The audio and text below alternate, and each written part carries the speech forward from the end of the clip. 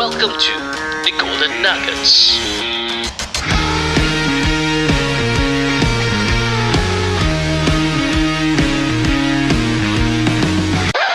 This podcast is brought to you by Reka Studio. If you are struggling with creating content because you have no time, you don't know how to, and you are lacking of ideas, this is for you. For just $1, here's how Reka Studio can create 8 reels for you for 1 whole month. And the best part is, it'll only take 3 hours of your time. First, the Reka team researches your industry and creates a custom content guide, including everything from the best SEO keywords, top videos in your niche, and the best topics for you to speak on to connect with your audience. Secondly, we have a recording process that allows us to record high quality videos that looks professional and it'll only take minutes to set up. Thirdly, our team handles all the editing, so each video holds your audience attention while still being authentic. Fourth, our team will schedule the post to your selected platforms on autopilot. And the best part is, all this for just $1 to get you started.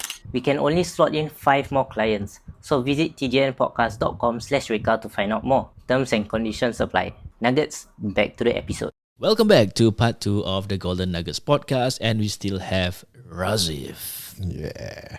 All right, Razif. So just now you were talking about the socio-economic like landscape of the industry. Maybe can you touch a bit about first of all, how is the salary like in Singapore as a coach? In clubs level or Yeah, freelance? in clubs level. Okay, in club levels, most of the coaches are on subsidy by the FAS. Okay. Probably around 2535 Okay. around there. So usually the clubs will pay based on subsidy and top up the rest of the amounts lah. Okay. So that means if let's say they want to pay this coach $4,000, the subsidy is 3,500. The club will top up the other 500. Correct.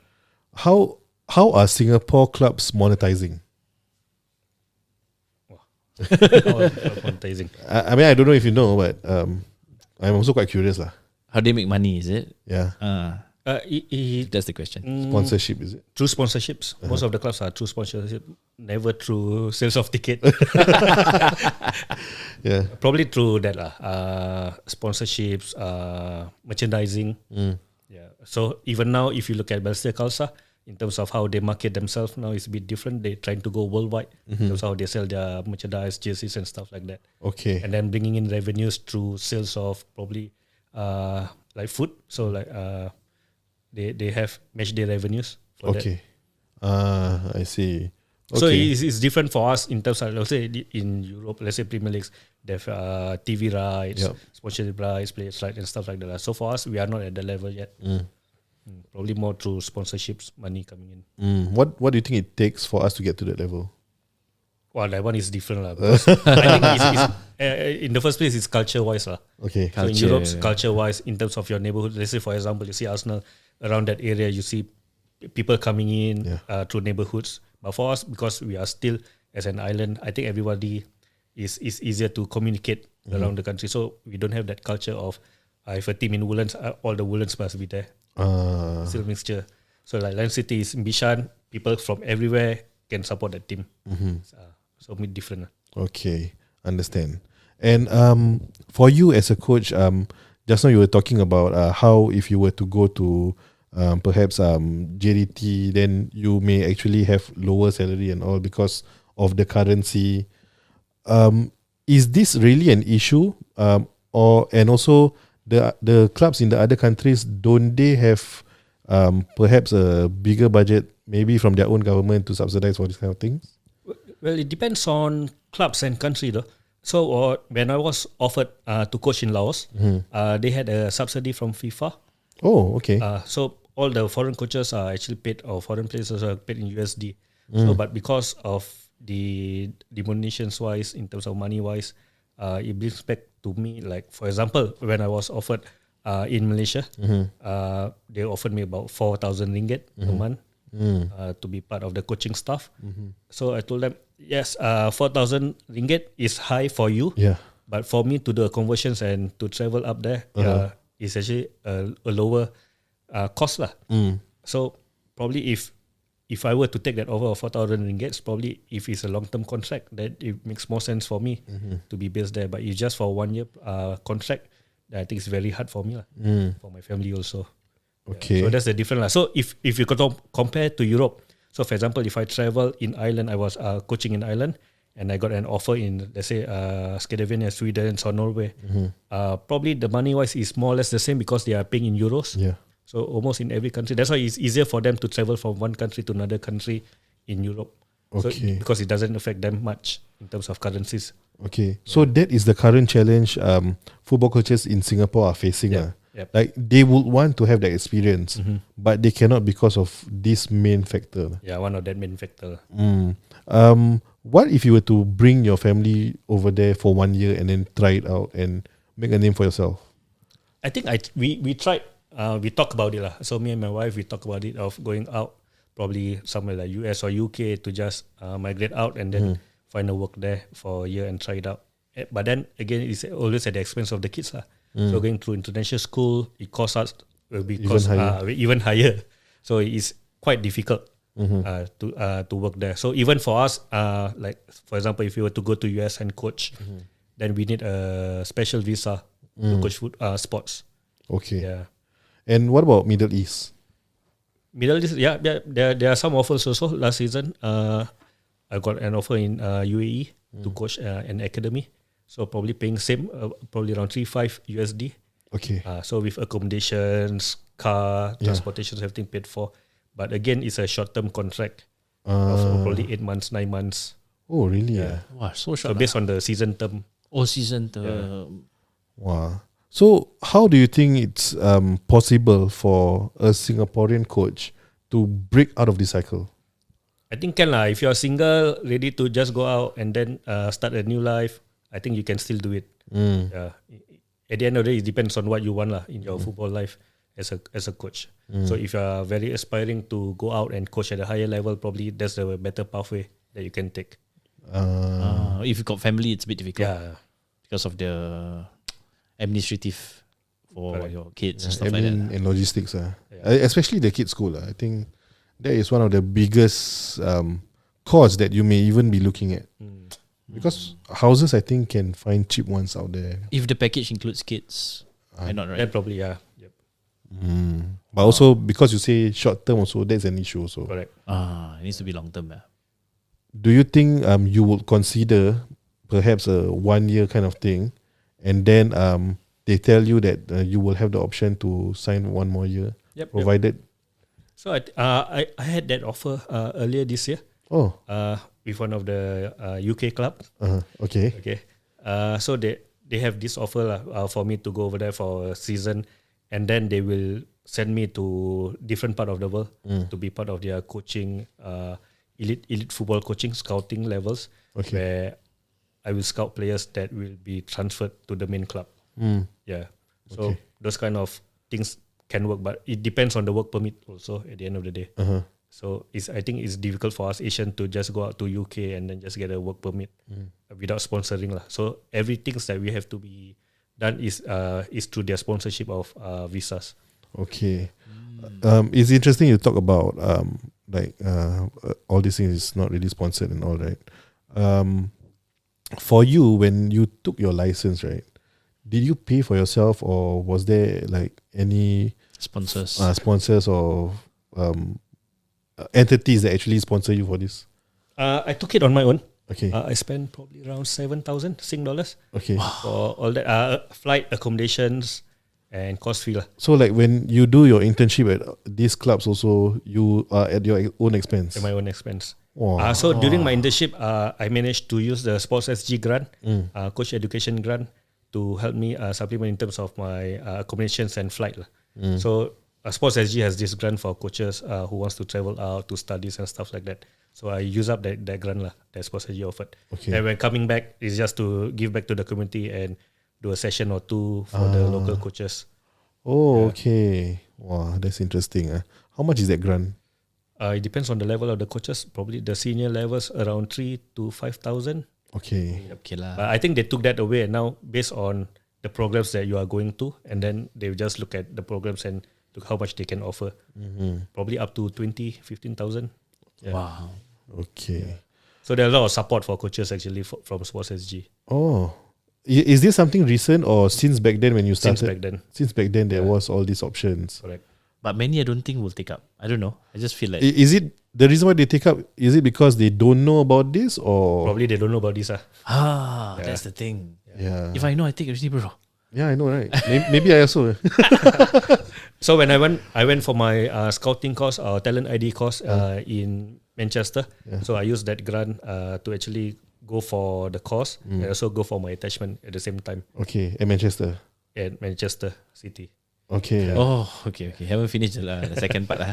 okay. Because you assume it's the So United. city wise, I think good example of how they run the clubs through communities and also through their elite programs. So you learn a lot. Then when I was traveling to Holland with VVV Venlo at that time, they have a very good grassroots team or grassroots setup where actually they are more of a township kind of team. Okay. So they get all the fans around the town to actually come and support the games and be part of their community outreach programs and stuff like that. So really different lah when you see from a big money Man City club and then to a VV Venlo kind of money. So you see two different kinds and how they stay afloat to be part of a pro league. Yeah. So when I was there, VV just got promoted to Eredivisie lah. Yep. Okay. Wow. You talk about scouting for them. Do you need to be a coach to be a scout also? No. Okay. Like what does it take to be a scout? Go for the. I think just the knowledge, football knowledge wise, and then being certified lah. So, There's a scout license. yeah, there's scouting license. Any idea how to take this? The English FA have a talent ID level 1 that you can take online. Okay. Then the rest, I think the level 2 and 3 is to be there. Singapore FA has also just started the talent ID courses and scouting courses also. Wow. So it's something new for us in Singapore lah. So it can be anyone can just go up and sign try, up for it. I mean, you can try using the FA and play manager lah. Yeah, definitely. Yeah. So apply for the course. Then once you get the license, you just find from that one lah. The football manager. I mean, like last time, there's Freddy Adu, remember? 15-year-old got ID ready. So probably the same thing lah. That they have. So they have softwares or websites like Huddle, Y Scouts, Instats to look at all these player stats lah. So for us, when I was in Balestier Kalsa, we look at Instat in terms of player performance on who potentially we want to sign locally and overseas players lah. And then of course they will send you their YouTube link and stuff like that lah. So YouTube link usually when players send to you, it's all the good stuff lah. Yeah, of course lah. So for us, for me and the club at that time, when we look at players, we watch the whole game. Of him. Yeah. Then you get a better, clearer picture. YouTube are just like selective on the side. Yeah, show the good stuff only. Of course, You can make Yaya Toure, not Yaya Toure, Yaya Sanogo, the best striker. When he come in, alamak, chai. Yeah, like Chamak also. Okay. So I mean, it's a very interesting journey. One question before I ask a final question about this whole thing is when you go for the internships, right? The internship was given by the UEFA license that you are taking, or like do you choose where exactly do you go? I did two. One, the first part when I was at VVV was that I asked specifically for my A license attachment, where I have to be part of at least the U21 squad. Okay. To be able to see the coaching and see the match lah, at least one match. So VVV offered me, Roger offered me to be part of the coaching staff for the U21s to sit, to train and sit at the bench for the games. So I was there for the game against PSV, where Mark Van Bommel was the coach for PSV. Okay. Yeah. Wow. What an experience, man. Man, yeah, it's like on levels. Yeah, that's why. Them. But I mean, you mainly speak Dutch, right? So do you communicate in Dutch also? English. I spoke English. Some of them went for school, international schools. So I pick up a bit of English and Dutch lah. Okay. Basic Dutch. But you have a translator there lah. No. Google Translate lah, bro. So how do you communicate, huh? I think, I don't know. For me, how people perceive me is that I can understand language, Okay. but I can't speak them. Probably because it's football language, so you probably understand when the coach try to say give instruction and stuff like that, or when player talk to you, then you try to make up what they are talking based on the reactions or actions that they are doing. So probably okay, these are the things that he's trying to explain through football actions. I see. Wow, there's this thing called football actions. I mean, No, that's why unspoken. I can't remember who exactly said it, but that person was like saying up till today I still do not understand Sir Alex Ferguson, but they still managed to perform well under him. But so when I was taking my A license, right? So is through the Scottish guy. So when I speak, the slang is totally different. Pekat.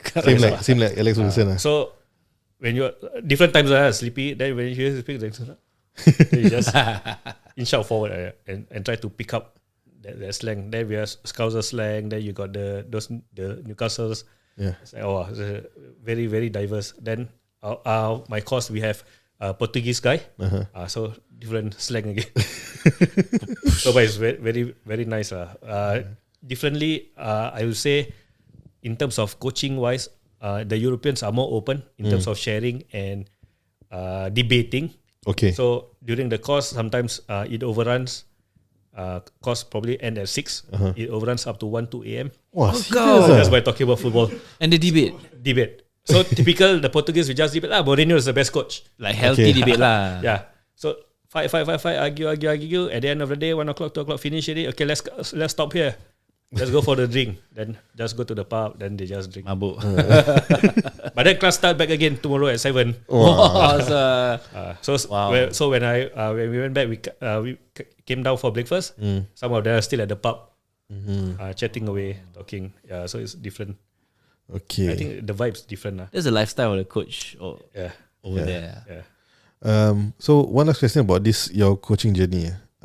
For our listeners who may aspire to be a coach, can you share with them the exact step by step to be a UEFA licensed coach from zero? From zero. UEFA. I think they can go through the AFC licensing lah. Okay. So now in Singapore, because they are in sync with Sports SG, so whatever they do in terms of their coaching with FAS have to be in sync with what Sports SG want in terms of sports safe and stuff like that. So technically speaking, even the basic sports science, they have to integrate together with the coaching license. Okay. So which let's say if you want to coach in the school, so if you take this coaching license, the technical part is already integrated with the theory part from Sports SG. So you don't have to do double course. So rather than just sitting for one FAS C license integrated with Sports SG, then all the courses are packed in. So it's a bit different. So for example, if a coach takes from let's say a Malaysia course, so when he come back to Singapore, he have to take a separate course from Sports SG to integrate both together. I see. Might as well just go straight. Okay. But if you are to go through UEFA, I think the pathway is there are many FAs that runs the courses. So if you're gonna start from the youth, probably grassroots or their introduction level, and then probably one of the easiest steps is just to fly over and just do the course over there. But you need this one, money. Yeah. And which FA do you think is the best or maybe the easiest way to actually get started with? Well, I think any FA will do for a start lah. It depends on which FA you feel that you have the trust most in. If you follow English FA, probably you just want to try English football. If you like Scottish football, then just follow whichever pedagogy. So for me, I took Ireland because probably at that time they were starting to revamp their football education. So that shows they give me that spark lah to take my course in Ireland. Wow, interesting. Yeah, I mean, I've never come across a coach that goes through this Entire journey. yeah, this path. But you're referring to a fresh one, right? I mean, those who don't have experience. Let's say like people like us, tomorrow we go to Sports SG and apply. And the next thing we get is this offer. Fitness must be there. For coaching probably now Goes without saying lah, meh. Apa? Mana tahu. probably the basics lah. You see like Ange also. Like. That's true. Okay. No lah, I think probably for grassroots, it is better for you to actually show demonstrations to the kids lah. So kids always look up to adults on what they do, so they will mimic the coach most of the time. So if you can run, then that's the best lah. You can show a good demo, then that's the best. I see. So for in terms of signing up for courses, I think Sports SG or FAS have courses on their website for to sign up for grassroots, for introduction course. Even if you go to English FA website, they have probably the grassroots or the introductions or the course. I think in Ireland they have that introduction course through Zoom lessons. That's for that introduction course. Online, Yeah. So probably now the introduction course is much more shorter, compact. I think probably they want to have more coaches coaching at the grassroots level. I see. But I think when you go through the steps, then it's more to face types see. of courses. Right. Okay, that's interesting. So do you think, based on your eyes as a coach, do you think Arsenal got what it takes to win the EPL. EPL next season? I think can. But if you look at the points that Arsenal gathered this season, and you look across any leagues across Europe, they're probably the champions in any other leagues. Oh yeah, of course. Yeah. But because of Man City actually of Man City, that's the difference. I'm For just the past 2 seasons. I see. Sorry to cut you. I'm just I just have to. I'm just so curious lah. I mean, this is like off topic lah. What do you think of what will happen in Man City? Big money and the charges, The FFP charges. that is pending right now. Just your view, I your think- opinion. It is the way how they able to go through using the sales of player Okay. package. So sales of player and purchase, probably that amount is very small if you look at it. So again, if they have a negative for this season, if next season they send Ederson off, probably that will be floating money for them again. So in terms of FFP might not be able to catch any part of that as compared to what Chelsea had previous year, where it's always been on negative without sales. Yeah. So they have 130 players out on loan. Yeah. So it's different with Man City that they don't have players out on loan, but whatever players they have, they just sell it off. But And I mean, in terms of money wise, you don't see that as overspending. Yes, they spend let's say 200 million on a player, and then but they can offload 3-4 players and make it that purchase to just about 10 millions, 15 millions Yeah. at the end of the day. So they are not cheating, or they are just Technically, they know how to go around lah. So each year, I think each club are able to spend a certain amount of money. So they manage to keep that in check for each season. But you see, 111, 15. It's Charges. the number is. yeah. I mean, I'm sure there are repetitive cases. Yeah. 150 is too much. Kan? Yeah lah, it is lah. Yeah. So I don't know, man. If at least can catch a few and then get them relegated or something. I don't know. No lah, if a few won't be relegated lah. I mean the core important ones. Yeah. I'm sure. Correct. I'm not sure why it's still. But I mean, you've been in City, right? And you've seen how they recruit. I think you can't deny that they actually recruit players quite cheaply lah. Right. And then they sell at a higher amount. Yeah, so that's so the it's reason why. business. Yeah, it's business. So same, for example, when my friend was in Benfica, he was saying that Benfica have promoted a lot of youth player and cheap young players and then sell them off at bigger money. Then they use that money to actually create more youth player. Oh, So it's like a rolling like factory. it's like Southampton. Like Ajax also lah. Ajax, Southampton. So Southampton is a very good example. So they make youth player, they sell down a big money, then use that money to actually facilitate the youth academies for the next 10-15 years. So probably, if, for example, Levia that they sell last season 60 million. Yeah. So that money goes back to the academy to bring that level up again. Yes, yeah, correct. You see, like sometimes a football club needs to balance between being the talent generating factory versus a good football club that wins trophies. Yeah. That's the problem with Arsenal lah. We have been a talent generating For so long. club. So Yeah. we can sell. Yeah, and we sell very cheap. I don't know why. But recently, I think I saw a post just today or yesterday. Like Arsenal is ranked first in terms of sustainable club. Yeah. Because we cleared off a lot of the higher wages player for free. Yeah. Aubameyang. Yeah. So our Ozil and stuff Ozil, like that. yeah. So when we clear that off, I think that money wise now more or less the check balance. Yeah. And then probably because of the now stadium rent paid by Kroenke itself. So I think they took the huge load of what Wenger had to suffer. You your concern is always about no school for your kids if you were to go abroad, or even the contract term is too short.